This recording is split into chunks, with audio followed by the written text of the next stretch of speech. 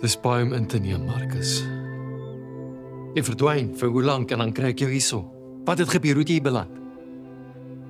Ek was verslaaf. Dwelms. Pynmedikasie.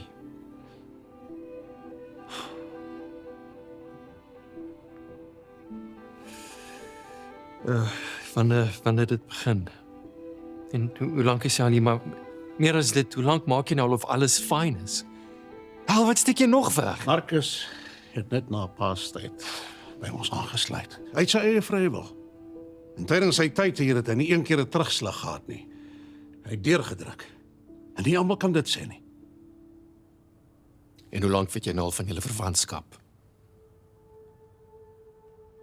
Wat 'n verwantskap. Ek het 'n paar maande gelede 2 en 2 bymekaar gesit, maar ek het dit stilgehou. Ek het jou wens gerespekteer om my afstand van die familie te hou.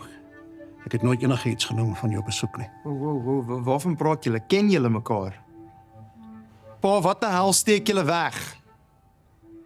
Pa, jy is die eerste hier om vingers te wys as dit kom by geheime. Wat gaan hier aan? Trevor was Lani se pa.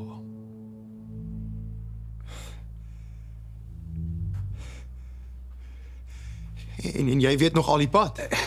Ek het dit eers op Lani se verjaarsdag besef. En pa, hoe lank weet jy al van Trevor? Sedert jou ma se dood. 2 jaar.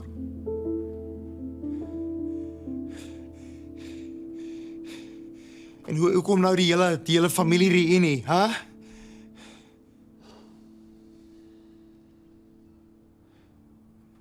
Is dit oor Leandri?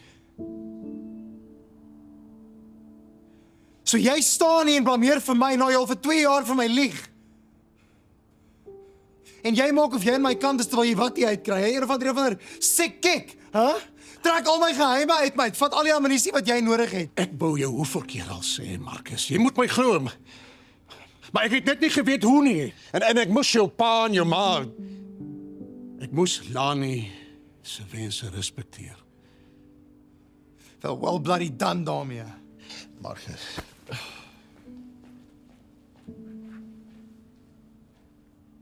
Hoekom is jy hier, Ron?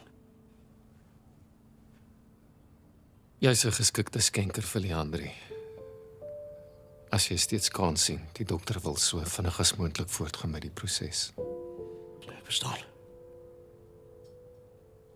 Ek sal alles om my vermoë doen om haar te help.